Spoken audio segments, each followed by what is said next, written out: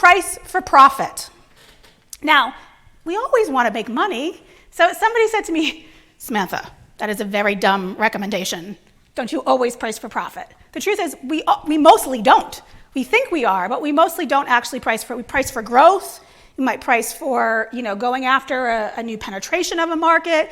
We put lost leaders in the market to try and get a foot in the door to make money. All reasonable business strategies. But here's the thing. If we are in difficult economic times, we're not going to make it with long-term revenue strategies. We actually have to pay the bills. We have to make money, or we don't get to play the long game. And so we have to take a moment, take a pause, look at your products, look at your services, and think about how am I going to price these products to make money. Think about how we package things in intelligent ways that might go together. How do we put things together in a way that buyers are going to want? Now, I'm an Adobe customer. I buy their Adobe full use version. I'm not a designer. I use almost nothing of all the big suite. I don't. It's just not what I do. I occasionally want to edit a PDF, so I'm willing to pay to do that. Well, at one point, some salespeople got me at a weak point, and I bought like the full suite, right? And I didn't use any of it, right? It was a really wasted experience. They didn't do anything wrong. I was the wrong customer for all of that. And so think about your customers and segmentation and how we package those things. Inventory. Look, some of you don't sell a physical product, so this may be less relevant to you. But if you sell a physical product, or you even have like contract services that you resell for something, excuse me, you need to focus on the products that make you money. A lot of times in our software, marketers don't even know where the profit margin is. We develop a software product and we send it out to market, and we're not given the insight into what it costs us every time we sell. But sometimes we're OEM things in there that actually cost quite a bit of money.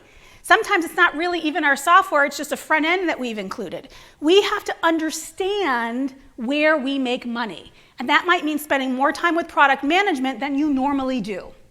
But it's important for us to prioritize marketing the things that are going to do that are going to bring in money, that are going to bring in cash management. If we're a services company, there's a lot of things that we can do to sell our services. And there are a lot of things that we get paid 6 months, 9 months, a year down the road when we complete something, right? That's fine when we have a good, normal flow of business and everything is going great. It's not so good when clients start to extend their payment terms. How many of you have had clients say, hey, they've usually paid in 30 days and now they're starting to slow pay? Right? I see some hands, some head shaking, because their accounting departments are behind the scenes doing that on purpose. It's not a mistake. They didn't all of a sudden forget us, right? Just plan for it. Understand that. Pick things that are going to make you money now. And think about bundling things that make sense.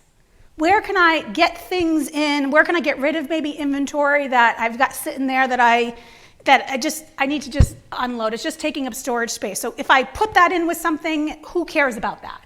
And how do I package that in interesting ways? And think about the things, this is actually a good example of cash and profit management for my own business.